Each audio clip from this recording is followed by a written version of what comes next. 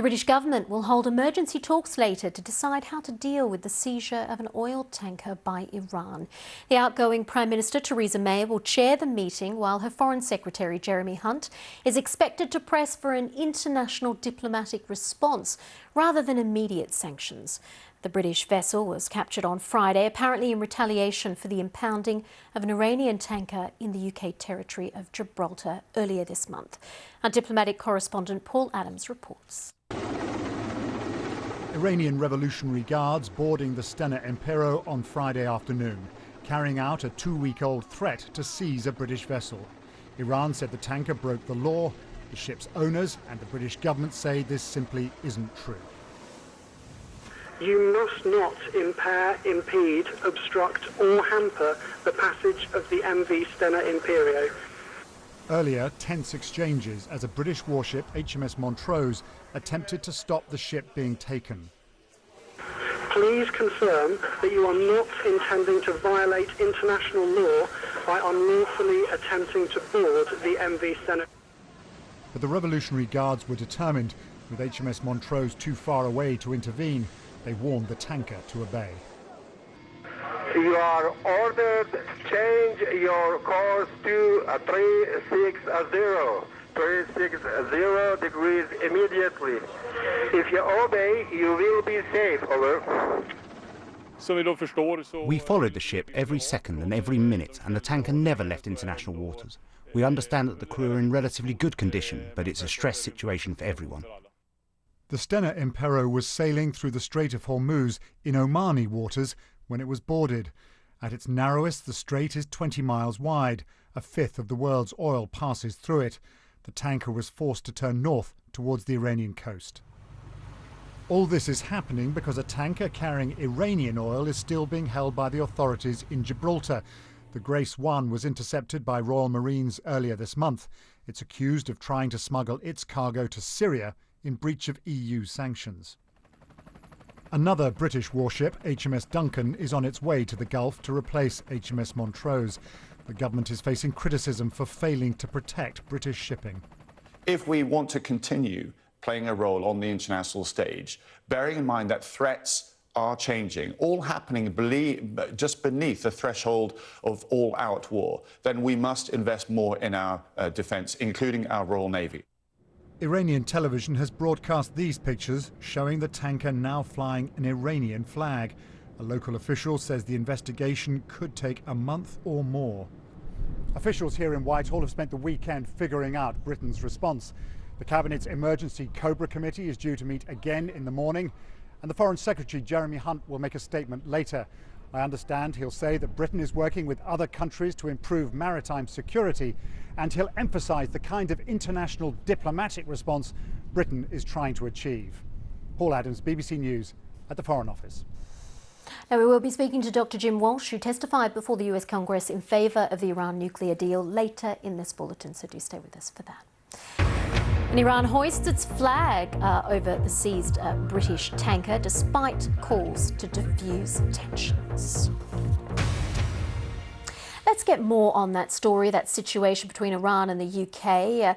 We can speak to Dr. Jim Walsh, a research associate for the Security Studies Programme at MIT. He testified before the US Congress in favour of the Iran nuclear deal. Dr. Walsh, thank you so much for your time. You've actually met with the Iranian foreign minister recently. What was his view about these tensions between Iran and the UK? Well, a lot happened in this week, I will say. I had breakfast with him on Tuesday, and at that point, he was offering what I had not heard before, which was a more conciliatory tone about the possibility of diplomacy, matched by President Trump's tone, which also softened. That was Tuesday, and what a difference a week makes, because later in the week, we had the downing of the Iranian drone, tit for tat. U.S. Gets back and scores one against Iran after the previous downing by Iran of an American drone. And then you had the taking of the British tanker, which, certainly undermined Mr. Zarif's position in New York as he was trying to engage his colleagues. So events quickly overtook the sort of better tone at high diplomacy, and that's representative of the situation we have. Even if people are talking nice, every day there's something, a miscalculation, a mistake, an event can happen that can point this in the wrong direction. Do you think there's a conflation between the UK's decision to help with the impounding of that tanker off Gibraltar and the US policies? You know, I have no earthly idea. I can't speak to that. I will say this. You know, as people grapple with this issue, I would encourage my colleagues to think about the stakes. The stakes. Is this something that's really one should wrestle to the mat over? There was no oil in the tanker. There is no British citizen on the tanker. The crew is international, and their rights should be respected, but they are not being mistreated.